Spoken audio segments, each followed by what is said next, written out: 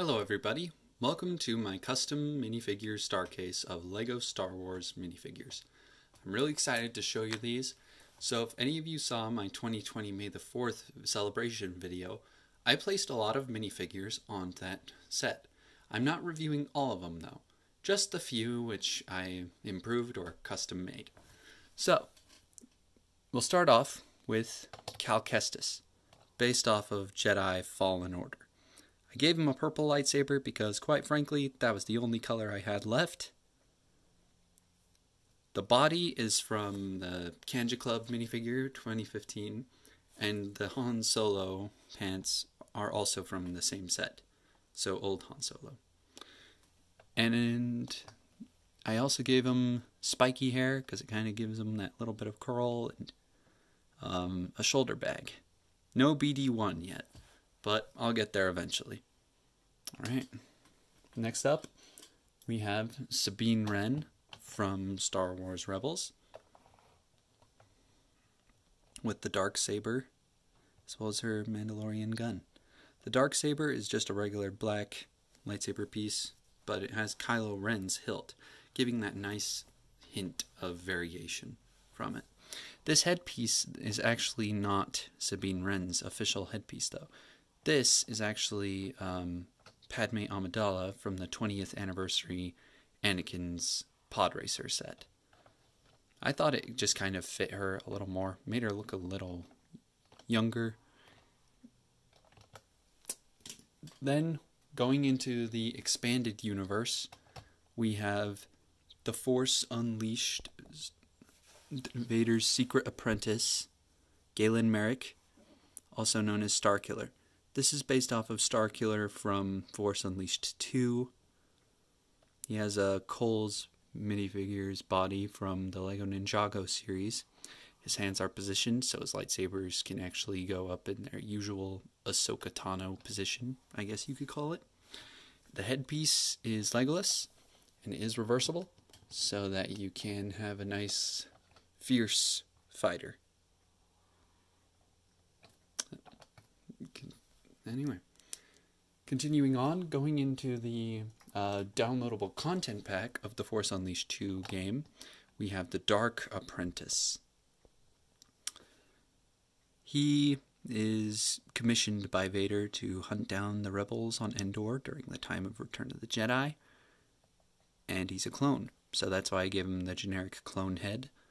The colors aren't fully accurate, but I do enjoy being able to find pieces which could be used in that way to kind of give them the more realistic feel, I guess. So this body is from a Lego Ranger from the Minifigures series, and then these pants are from the Space Police, giving them more of like a space aesthetic. And finally, continuing with the expanded universe, we have Princess Leia, Jedi Princess Leia, actually. And this is her Jedi robes when she battles the dark clone of Starkiller. Her headpiece is actually the A-Wing pilot from the Last Jedi Microfighters series. But I kind of thought that the face on this side was more Leia-like. I don't have very many Leia pieces. This hairpiece is Princess Tamina's, but if it were my way, I'd use a different brown piece, just kind of like what General Leia has in the Resistance sets. Continuing on, we have the Duel of Fates concept art version of Rey Solana. You can read that script online if you want. Really awesome. I do prefer the Rise of Skywalker in some ways, but there were some ideas in this that were pretty neat. So these dark blue lightsaber pieces are actually from Amazon, the same ones that you've seen with Starkiller. Yeah, these pieces were on Amazon because the official pieces are more of like a light blue, like this. So, anyway, continuing on. This hairpiece is from the Dino Hunter minifigure from the minifigure series. Generic Rey head. Catwoman's body from the older Batman's sets of 2007 or so. And then these pants are Death Star Troopers legs. Then we have Kylo Ren, Duel of the Fates version. You're probably going, whoa, wait a minute. Isn't that like Force Awakens version? Well, not exactly. The body is different because it's just a First Order officer's body. The crossguard lightsaber is huge because I used it brick pieces, kind of similar to what Lego used the animation for on the Force Awakens game. Originally, I did have a piece that was grinded down, but it's kind of cool seeing him with a huge menacing weapon. And then his head is Two-Face's head from the Batman series. So that kind of represents when his face got blown up, even though he smelts it later with Mandalorian Beskar steel. But I enjoy it. Then we have the master of it all, George Lucas. While sure, he made some interesting choices in prequels and all that, glad to have Star Wars because it's Star Wars. This hairpiece is Gilderoy Lockhart's. The head is Henry Jones Sr. from the Indiana Jones sets. This is like a farmer piece from Lego City, and then a camera from Lego Studios. Really old variant. I kind of wish that they continued to use these, or maybe they do, but I'm just not observant enough. But anyway, then we have J.J. Abrams. Yeah, I know what you're thinking. Where's Rian Johnson? Yeah, well, I enjoyed it, but I just didn't have room for his minifigure, to be honest. Plus, there's Colin Trevorrow and all those others, but anyway, continuing on. This hairpiece, I don't remember where I got it, to be honest, but this is Harry Potter's face, one of the year one faces from like the more recent 2019 sets. This is Squidward's body from the older SpongeBob theme. And then these pants are the gamer pants from the minifigure series. And yes, he does have a reversible head, so that if a certain director walks in, he can look scared. Or he can be amazed at all the stunts that Daisy Ridley pulls off. Something like that. Finally, for the official figures that I put on the set in that last video, this is Darth Vader. This pink lightsaber is actually ordered from Amazon as well. And I actually kind of like it because it seems more original to the series. It's kind of what the lightsabers looked like before they got all renditioned into red. But yeah, just a generic Darth Vader figure of old. Anakin head. Now we're going into the bonuses. So in talking about Darth Vader and his pink lightsaber, I decided to try it with the modern figure and improvising his lightsaber so it has the black stud with the hole in it. And it looks pretty good. Especially like when you position it like he does in the movie when he first meets Obi-Wan, who actually is going to be the upcoming figure right now. So Obi-Wan's lightsaber has a very specific design reason. There's a reason why I put the studs like on certain ends. So light gray stud with a hole coming through it. The reason I did that was because it was the opposite of Anakin's original lightsaber. The idea of having, like this, except with the black stud with a hole in it. And they were opposites, even though, they were trained. And then later, in fact, this is kind of what Anakin's lightsaber looks like. If you've seen my other videos, you know already, but even so.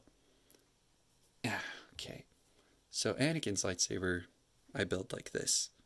Black stud with a hole in it, so that way you can see silver on the bottom if you get really good lighting.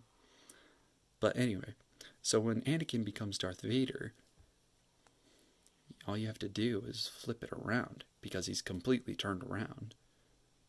And then put in his lightsaber, and there you go.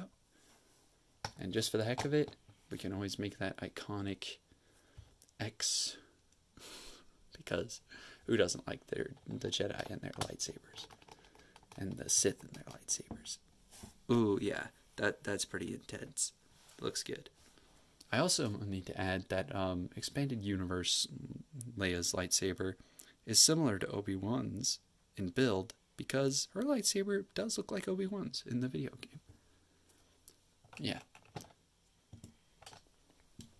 And then we get even more, I guess you could say, poetry if you really want to. I'll leave Vader there. When we have Luke come on the scene with his new lightsaber. So, yeah, this is an official Luke Skywalker from the Sarlacc pit, but because of the lightsaber I made, he's technically custom. But I gave him that lightsaber in that particular build because he's the son of Vader, and yet he's the opposite of Vader as far as sides. Even though Vader turns good at the end, we know. But you have the black stud compared to the gray stud, and the black handle compared to the silver handle. I thought that was pretty clever. Then we have Qui-Gon Jinn, also official minifigure from the Naboo Duel on Naboo. But there's this black saber. I decided to leave it plain and black because that's the way Qui-Gon is. Plain and simple. It's not about following politics or all that. But there we go. Then, of course, we have Darth Maul. Of course, when you bring up Darth Maul, you've got to bring him in to the picture. When you mention the Phantom Menace, like. Anyway, his lightsaber is actually built with a pin stud piece, similar to one of the guards that I built. Then this allows it so that when Obi-Wan cuts his lightsaber in half, it can be chopped in half, and he can still have a full lightsaber. You know, without having to go to the trouble of pulling out sticks. All you have to do is just slide it back in, and then just really fast. Oh, wow. He can still fight. I don't know. I thought it was pretty cool. And then, speaking of like double-sided, this is the minifigure that I was really excited to show you. Because if you were paying attention to my Snoke Throne Room set, you would have noticed this figure hiding in the background. And this is Dark Rey. So she has a double-sided lightsaber, and it's not like Maul's for specific reasons. But, anyway. So, pretty simple, just a silver handle with two dark red studs with holes in them to give a bit of a detailed extension. And also, you can get, like, binoculars and stick them in there for an alternate lightsaber look, though I'm not too fond of that because the lightsaber pieces fall out quickly. But anyway, Rey's body is actually Empress Palpatine's body, I guess I should say, is actually the back of a First Order officer from the Sith Trooper Battle Pack. And that kind of gives it a simple little look with the belt and the cloth, and just provides detail, even though it's such a simple look.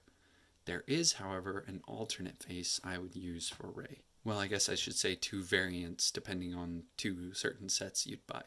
But this one is actually Frodo Baggins' head, and really, it's not so much the face that I wanted, but the eyes, because there is a part where Rey sees a vision of herself on the Dark Throne, and she's got bright eyes, and quite frankly, very similar to the eye color that the Davy Jones minifigure Emperor that I have looks.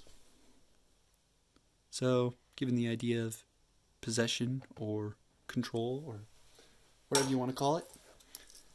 But there is another alternate head.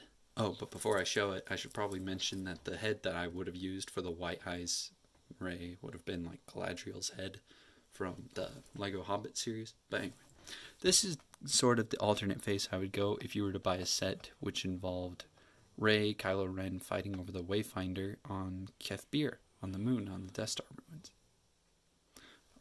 Okay, you're probably like, that's a light gray head. I mean, I know she's related to Palpatine, but what?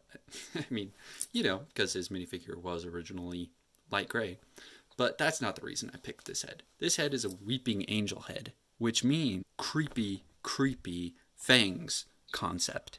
I mean, because there is that part in the vision where Rey, like, kind of has her lightsaber at a lock and a standstill, and then Dark Rey suddenly grows vampire fangs and hisses at her. And ooh, I don't know about you, but that was pretty unexpected and creepy. And I would have loved to have seen more of Empress Palpatine, but you know how it is. It's hard to tie up a saga in only 2 hours. I'm glad they didn't do 3 hours. But anyway, I've heard enough of that.